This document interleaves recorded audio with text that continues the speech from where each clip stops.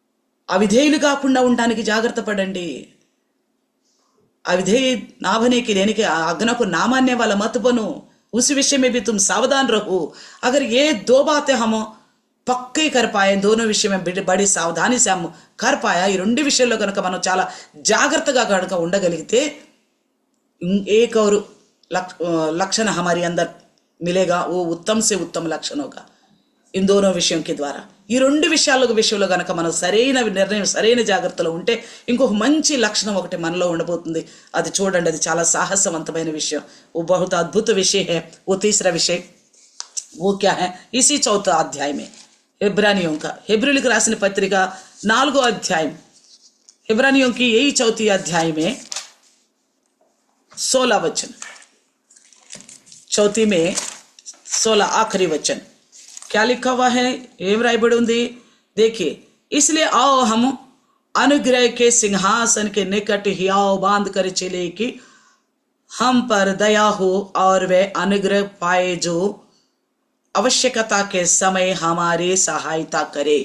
ఇక్కడ చూడండి ఏమంటున్నాడు, గనుక మనము కనికరింపబడి సమయోచితమైన సహాయము కొరకు కృప పొందునట్లు ధైర్యముతో కృపాసనము వద్దకు చేరుదుము.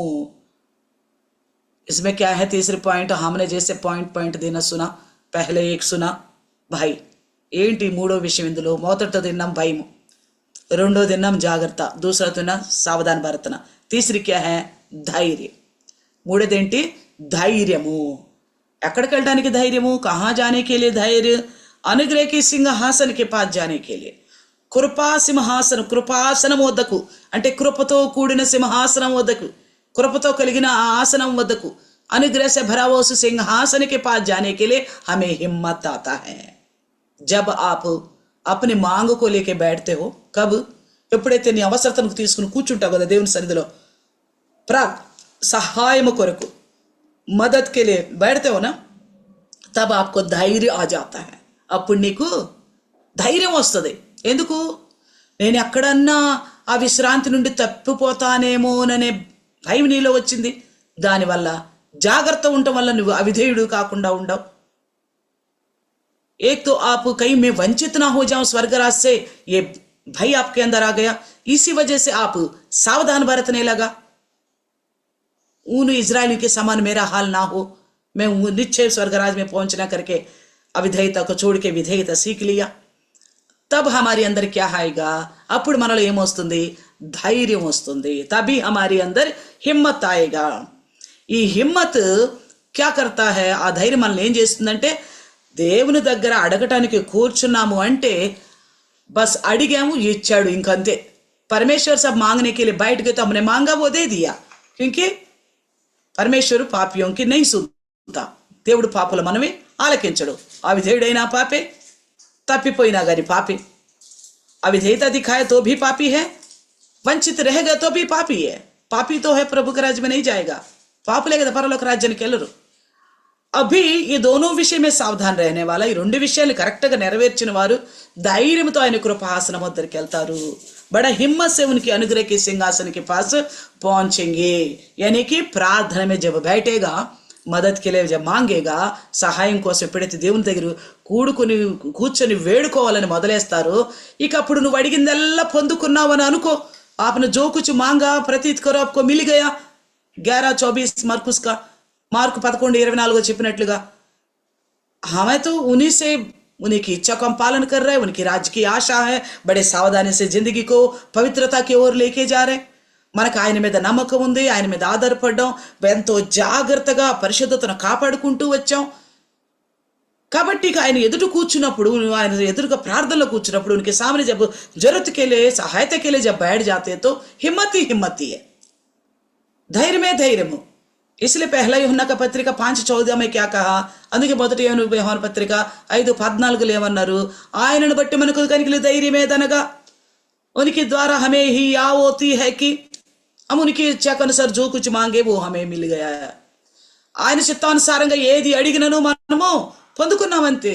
ఎందుకు, ముందు మనం నడిచిందంతా ఆయన చిత్తానుసారం.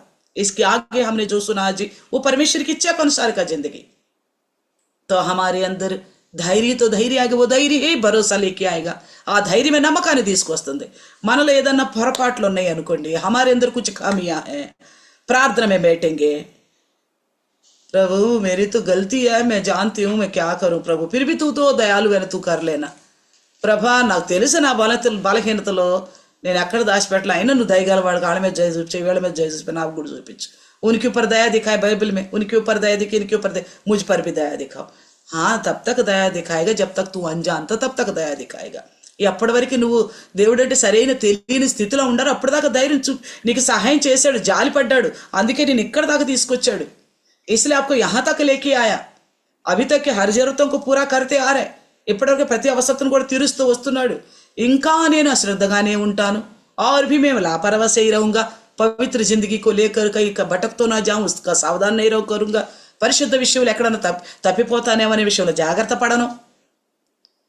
విశ్రాంతికి వెళ్లకుండా ఉండిపోతానేమో, పరలోక రాజ్యం చేరకుండా ఉండిపోతాననే భయం లేదు. स्वर्गराज जाए बिना कहीं वंचित ना रह जाए, उसका भी भय नहीं है. उसका बावजूद भी तुम प्रभु के पास बैठोगे, मांगोगे, तुम्हारी प्रार्थना में तुम्हें ही भरोसा नहीं रहेगा. నువ్వు చేసిన ప్రార్థనలో నీకే ధైర్యం ఉండదు, నమ్మకం ఉండదు. అందుకే నమ్మకం లేదు కాబట్టి ఏమి పొందుకోలేకపోతున్నావు. वो भरोसा नहीं है, इसलिए हम कुछ हासिल नहीं कर पा रहे. इसलिए केवल 4 अध्याय का ఇబ్రానీ పత్రిక 4 అధ్యాయం, హెబ్రీయులకు రాసిన పత్రిక ఈ 4 అధ్యాయంలోని కొన్ని మాటలు మనం ధ్యానం చేసుకున్నాం. देखिए इस हिम्मत को लेकर एफएससी 3:12 देखिए. ఒక ధైర్యం గురించి ఎఫెసీ 3:12 देखना. ఎఫెసీలకు రాసిన పత్రిక 3:12 3:12 में क्या लिखा है कि ఆయన యందలి విశ్వాసము చేత ధైర్యమును. अभी हमने आपस में ऐसा ही बात किया था ना. 3:12 में क्या लिखा है, जिसमें हमको उस पर विश्वास करने का साहस. देखा, साहस यानी कि धैर्य. धैर्य जो होगा ना अपनी पवित्र जिंदगी के ऊपर, अपने सावधान बरतने को लेकर और परमेश्वर का रास्ते कहीं वंचित ना हो जाए, वो भय को लेकर धैर्य होगा. इसका मतलब विश्वास कई गुना बढ़ जाती है. हम जो मांगते वो मिलेगा, इसका कई गुना विश्वास बढ़ जाती है. మనలో గనక ఆ ధైర్యము ఆ జాగ్రత్తలు ఉంటే మనం అడుగుతుంది మనకి ఇస్తాడు అనే ధైర్యం కలిగిపోతుంది ఆటోమేటిక్గా. అదే విశ్వాసాన్ని వృద్ధి పొందిస్తుంది. ఇస్లే బోల్తా 3:12 ఎఫ్ఎస్సి. అందుకే ఎఫ్ఎస్సి 3:12లో ఆయన యందలి విశ్వాసము చేత ధైర్యమును నిబ్బరమైన ప్రవేశమును ఆయనను బట్టి మనకు కలిగి ఉన్నది. లేక నిబ్బరమైన ప్రవేశం. यहाँ पे देखिए 3:12 में कितनी अच्छी बात लिखा है. इसे हमको उस पर विश्वास करने से साहस और भरोसा के साथ परमेश्वर का निकट आने का अधिकार मिलता है. अधिकार मिलता है परमेश्वर का निकट ఆయన యందు ప్రవేశించుటకు నిబ్బరమైన ప్రవేశము ఆయనను బట్టి మనకు కలిగి ఉన్నది. అంటే భయం లేకుండా ఆయన ఎదుట కూర్చోగలుగుతాం. ఎందుకంటే ఏమంటాడు, ఒక పనివాడు పని చేశాడు అనుకో, వాళ్ళకి ఇవ్వాల్సిన కూలి రుణమా दानमा. मजदूर करने वाला कहीं मजदूरी किया, उस मालिक से उसको मिलने वाला पैसा ऋण है या दान है? दान है क्या? मजदूरी किया वो दान नहीं है, कर्जदार है, वो अधिकारी को देना ही पड़ेगा. ఈయన కష్టపడ్డాడు, పని చేశాడు కాబట్టి ఆ యజమాని ఇవ్వాల్సిందే. అదేదో దానం చేసినట్లు కాదు. ఈ పని చేసినోడు ఏమడుతాడు, సాయంత్రానికి వెళ్ళి పగలంతా బాగా శుభ్రంగా पेंटिंग बने చేసాడు అనుకో, दिन भर अच्छी तरह पेंटिंग आई काम किया, सोचो वो शाम की जाने के समय होने के बाद हाथ पैर धोएगा, फिर टिक टाक कपड़ा पड़ा बोलेगा दे, हिम्मत से मांगेगा. वो दिन भर ఆయన దినమంతా కూడా పెయింటింగ్ పని చేసి ఆ బట్టలు కాళ్ళు చేతులు శుభ్రం కడిగేసుకుని బట్టలు కూడా మార్చేసుకుని వచ్చి శుభ్రంగా అంటాడు, ఇవ్వండి నా డబ్బులు. ధైర్యం. वो दान नहीं है. इसी प्रकार अगर हम में परमेश्वर की कहने के अनुसार का पवित्र जिंदगी उस राज से कहीं वंचित ना हो जाए और अविधेयता का कारण हम सावधानी नहीं बरतेगा तो हमारे पास धैर्य धैर्य नहीं आएगा. మనం ఆ రాజ్యం నుండి తప్పిపోతామన్న భయం మనకు లేకుండా, అలాగే అక్కడ ఇజ్రాయేలు మళ్ళీ అవిధేయులై తొలగిపోతామేమోనని, పడిపోతామేమో, ప్రవేశించలేకపోతానని జాగ్రత్త కనుక పడకపోతే మనకు ఆ ధైర్యం రాదు. ఆ రెండు ఉన్నప్పుడు దేవుని ఎదుట ధైర్యంగా అడగగలుగుతాం. ధైర్యంగా మన పనులను ఎట్లా దేవుడు चुटकीలు అంట కదా ఇచ్చేసేస్తాడు. अगर हम इस तरह के धैर्य होगा हमारे अंदर, परमेश्वर चुटकी भर में हमारा काम करके देगा. इसलिए बोलता है तभी हम उसमें निर्भयमुगा प्रवेशिंचगలుగుతాం. हमारे निर्भय यानी कि बिना डर का हमें हिया होती है, मैंने बिना डर का हमें प्रवेश होती है. प्रार्थना में प्रभु से मांगने के लिए हो, प्रभु के राज में प्रवेश होने के लिए हो. इसलिए और देखिए, क्योंकि हमने उनकी इच्छा के अनुसार करा तो उनको करके देना ही पड़ेगा. उनकी इच्छा के अनुसार हमारा जिंदगी है, उनकी इच्छा के अनुसार हमारा व्यवहार है, उनकी इच्छा के अनुसार हमारा हर चाल चलन उन्हीं की इच्छा के अनुसार है. మన జీవితంలో ప్రతి ప్రయాస, ప్రతి మాట, నడవడిక అన్ని కూడా ఆయన చిత్తం ప్రకారమే. కాబట్టి ఆయన మన ఆధారం, ఓ హమారా సహారా. తో మాంగేగా తో నిశ్చయ దేగా, అడిగేటప్పుడు ఖచ్చితంగా ఇస్తాడు. ఇదే మన ధైర్యం. और वे दूसरे एक बात देखेंगे, हेब्रियों की लिखा पत्र, इसी पत्री में ही 10 का 20 में देखेंगे. हेब्रियों राసిన పత్రిక 10:20, हेब्रियों की लिखी हुई पत्री 10 का 20, इब्रानियों की लिखी पत्रिका में 10 का 20. जो उसने पर्दे अर्थात अपने शरीर में से होकर हमारे लिए अभिषेक किया है. 10 का 20 में क्या लिखा है? तेलुगु में तो हिंदी, तेलुगु में तो 19 और 20 मिला हुआ है. नहीं, यहाँ पे 10 का 20.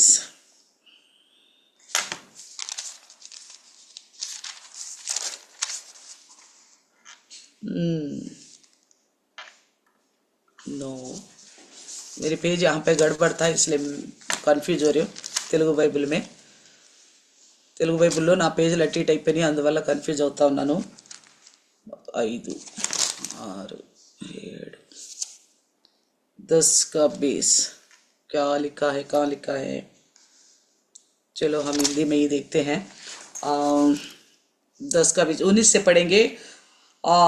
इसलिए है भाइयों, जब हमें यीशु की लहू के द्वारा उस नए और जीवित परमेश्वर से पवित्र स्थान में प्रवेश करने का हिया हो गया है, जो उसने पर्दे अर्थात अपने शरीर में से होकर हमारे लिए अभिषेक किया है.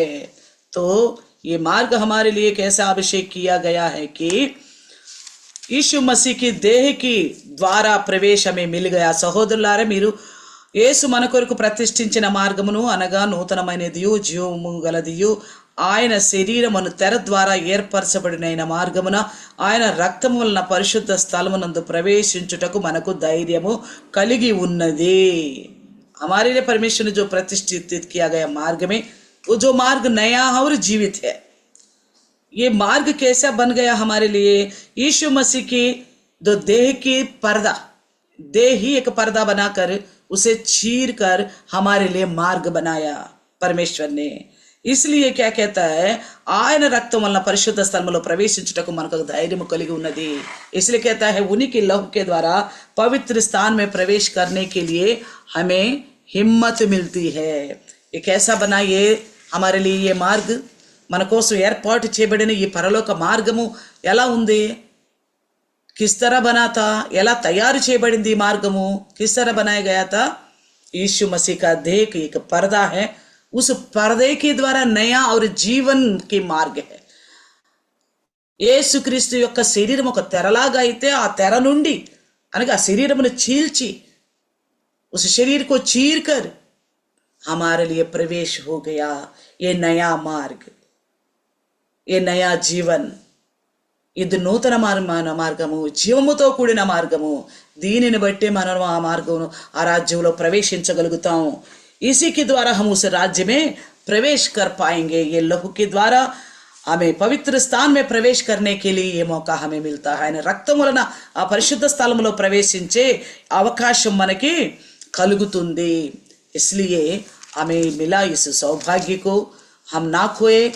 ये ना मिलते हुए बहुत सारे लोग अभी भी संसार में मूर्ति पूजा के देवी देवता, वो कहाँ जा रहे, क्या कर रहे, क्या अच्छा क्या बुरा, कुछ पता नहीं है लोगों को. इस तरह का अधमरी बराबर की जिंदगी दे रहे. ఈ లోకంలో చాలా మంది, మనకైతే ఇంత గొప్ప భాగ్యం కలిగింది జీవం కలగ దేవుని తెలుసుకోవడానికి. ఈ లోకంలో చాలా మంది ఇంకా విగ్రహారాధనలో చెట్టుకో పుట్టకో రాయికో రప్పకో మొక్కుతూ దేవుళ్ళని దేవతలని ఏం చేస్తున్నామో ఇది మంచా చెడ్డ అనే ఆలోచన లేకుండా సగం సచ్చిన వారిగా బ్రతుకుతున్నారు. అధమరా జిందగీ जी रहे मगर हमें तो एक జీవిత మార్గ నయా మార్గ మిల్ గయా. మనకైతే ఒక జీవము కలిగిన కొత్తదైన మార్గము దొరికింది. అది యేసుక్రీస్తు శరీరం అనే తెర ద్వారా దొరికింది. ఓ भी यीशु मसीह का शरीर की रूपी पर्दे के द्वारा मिला है. इस मार्ग में क्या हम लापरवाही से जा सकता है? ఈ యొక్క మార్గంలో మనం అశ్రద్ధగా వెళ్ళగలుగుతామా? ఏ మార్గము? మనం ఈ మార్గం గుండా వెళుతున్నప్పుడు जब इस मार्ग में से होके जाते हैं ना, कई बार हम हाईवे में जाते हैं, कोई జూ में जाते हैं. చాలాసార్లు మనం హైవే గుండా వెళ్తాం, కొన్ని జూల్లోకి వెళ్ళి చూస్తూ ఉంటాము.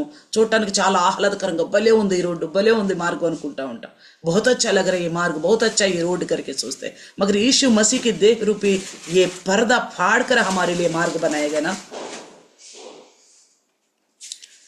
यीशु मसीह का देह का మార్గ శరీరం, యేసుక్రీస్తు శరీరం అని ఆ తెరను చించి మనకి ఏర్పాటు చేసిన మార్గం గుండా వెళుతున్నప్పుడు ఆయన శరీరము రెండు వైపులా చేర్చబడి రక్తం కారుతూ మనకి గోడల్లాగా కనిపిస్తున్నాయి. और उस शरीर जो हमारे लिए जो चीरा गया है वो पूरा जैसे एक दीवार जैसे वो मांस से पूरा भरा हुआ और दोनों तरफ से कटा हुआ है. वहां से खूनी खून यीशु मसीह का लहू हमारे लिए मार्ग बना रहे हैं. మన కోసం మార్గాన్ని సిద్ధపరుస్తుంది. పవిత్రత में प्रवेश होने के लिए, పవిత్ర जिंदगी जीने के लिए हमें प्रेरणा देता है. పరిశుద్ధమైన జీవితం జీవించటానికి మనకి ప్రేరణ కలిగిస్తుంది. మనం ఇంకా తప్పులో ఉండకూడదు అని మనల్ని హెచ్చరిక చేస్తుంది. हम अभी भी गलती में नहीं रहना चाहिए करके हमें सावधान करता है ये मार्ग. क्या इस यीशु मसीह का पर्दे के द्वारा बनाया गया देह की रूपी पर्दा, శరీరం అనే తెర ద్వారా, इसमें कम संसार की बातों को लेके चल सकता है? లోకానుసరమైన ఉద్దేశాలతో నడవగలుగుతామా ఈ మార్గంలో? क्या यीशु मसीह का वो देह जो लहू बहते हुए कटा हुआ वो देह जिसमें से आप जा रहे हो, मान लो एक पहाड़ की गुफा बनाया गया है, ఒక పెద్ద కొండను ఒక సొరంగం లాగా చెక్కారనుకోండి, దానిలో గుండా మనం వెళ్తున్నప్పుడు उसमें से हम जा रहे, मान लो यीशु मसीह का देह इस प्रकार की बहुत बड़ा गुफा है, యేసుక్రీస్తు యొక్క శరీరం ఈ విధంగా పెద్ద సొరంగం లాగా ఉంది. దానిలో గుండా వెళ్తున్నప్పుడు మనకేం కనిపిస్తుంది? ఉనికి మాంస్ में से, ఉనికి లహూ में से होके जा रहे हम. ఆయన యొక్క శరీరం నుండి, ఆ మాంసం నుండి, ఆ రక్తంలో గుండా మన ప్రయాణం. ఎలా మన అశ్రద్ధమైన జీవితం జీవించగలుగుతాం? ऐसे हम कैसे लापरवाही का जिंदगी जी सकते हैं? क्या हमें भय है విశ్రాంతి से कहीं वंचित ना रह जाए? నిజంగా మనకు భయం ఉందా ఆ విశ్రాంతి నుంచి ఎడన తప్పిపోతామేమోనని? ఆ భయం ఉంటే జాగ్రత్త పడుతున్నావా? अगर वो भय है तो क्या आप सावधान बरत पा रहे? मेरे आगे का झुंड निकल तो गया, అవిధేయత का कारण नहीं जा पाया. నాకంటే ముందున్న సమూహము ఇజ్రాయేలులు బయలుదేరారు కానీ అవిధేయత వల్ల వెళ్ళలేకపోయారు. ఈ రెండు మనకున్నప్పుడు మనలో ఒక ధైర్యం ఉంటుంది. ఆయన సన్నిధికి వెళ్ళి, కృపాసనం వద్దకు వెళ్ళి మాట్లాడి వేడుకుంటే మనకు అది ఖచ్చితంగా అనుగ్రహించగలుగుతాడు. अगर ये दोनों बातें हमारी अंदर होगा तो परमेश्वर के सम्मुख जाने के लिए की हियाव होती है, हिम्मत होती है, हम जो भी मांगेगा वो देगा. कारण क्या है? एक विश्वास, एक धैर्य. कारण में तो विश्वास में धैर्य में विश्वासम, क्योंकि इस यीशु मसीह के देह के द्वारा हमें दिया गया है ये मार्ग. యేసుక్రీస్తు యొక్క దేహము ద్వారా మనకి ఇవ్వబడింది మార్గము. రెండు చిన్న ప్రార్థన చేసుకున్నాం. आइए छोटा सा प्रार्थना करेंगे. ए जीवित खुदावन प्रभु जी, धन्यवाद. हम विश्वासी जिंदगी को, आपने जो हमारी जिंदगी को पवित्र किया, इसे लेकर बड़ा लापरवाह करते हैं प्रभु जी. నీ మా యొక్క విశ్వాస జీవితం ఇది నీ యొక్క దేహాన్ని చీల్చి మాకు ఇవ్వగలిగిన ఈ జీవితాన్ని మేము ఎంతో అశ్రద్ధతో నడుపుతున్నాం ప్రభు. आज आपने हमसे बात किया. ఈ రోజు మీరు మాతో మాట్లాడారు నాయన प्रभु. हमारे अंदर स्वर्गराज से कहीं वंचित ना हो जाइए भाई. इस भाई के द्वारा प्रभु जी हमारे अंदर सावधान आने पाए. ये भाई से जो सावधानी बरतते हैं हम, उसके द्वारा हमें हिम्मत होने पाए, ताकि इस राज्य में हर आशीषों को पाए और आपके राज्य में प्रभु हम हिम्मत से प्रवेश करने पाए प्रभु जी. ప్రభా నాయనా, మేము ఏర్పాటు చేసుకునే మార్గం మా కోసం మీరు సిద్ధపరిచిన ప్రతిష్ఠితమైన మార్గము ప్రభు. इसमें चलते वक्त प्रभु जी हम प्रभु जी हमारे अंदर भाई हो नहीं पाए, प्रभु जी सावधान होने पाए, हिम्मत होने पाए, భయము జాగ్రత్త ధైర్యము మాలో కలిగి ఉండడానికి సాయం చేయండి. इन तीनों चीजों को हम बरकरार रखने के लिए మూడు విషయంలో మేము జాగ్రత్త కలిగి ఉండటానికి, సావధానంగా భద్రపరచుకోవడానికి ఈ మార్గ को लेकर हमें हमेशा याद रखे, ఈ మార్గం ఏర్పాటు చేయబడిన విధానాన్ని నిత్యము జ్ఞాపకం ఉంచుకోవడానికి సహాయం చేయండి. इस मार्ग को लेकर सावधान बनने के याद रखने के लिए सहायता करे परमेश्वर. यीशु मसीह की देह के द्वारा बनाया गया नया मार्ग और जीवन की मार्ग, यीशु क्रिस्त యొక్క దేహము దోన్లో గుండా చేయబడ్డ జీవగల నూతనమైన మార్గం ప్రభా. इस मार्ग में जाते वक्त हम अपना होश आवास में रहे, ఈ మార్గంలో వెళ్తున్నప్పుడు మేము మంచి సృహలో ఉండటానికి, క్రైస్తవులు అన్న సృహలో ఉండటానికి, పరిశుద్ధుల మన సృహలో ఉండటానికి, ईसाई होने का होश में रहने का, पवित्र होने का होश में रहने का सहायता करे. लक्ष्यहीन ना बने प्रभु जी, లక్ష్యాన్ని చేరుకునే వారికి ఉండటానికి సహాయం చేయండి ప్రభా. सुना वचन प्रभु जी सबके हृदय में 100 गुना फलवंत होकर इन बातों के द्वारा जिंदगियों का बदलावट हम देखने पाए प्रभु जी. విన్న వాక్యం ప్రతి ఒక్క హృదయంలో నూటికి నూరుగా ఫలించి ప్రభా వారి జీవితాల్లో నాయన మార్పును మేము చూసి ధరించే భాగ్యం దయచేయమని छोटे से प्रार्थना यीशु के नाम से मांगते हैं, यीशु नाम అడుగుచున్నాం తండ్రి, ఆమేన్ ఆమేన్. Praise the lord. అందరికీ వందనాలు.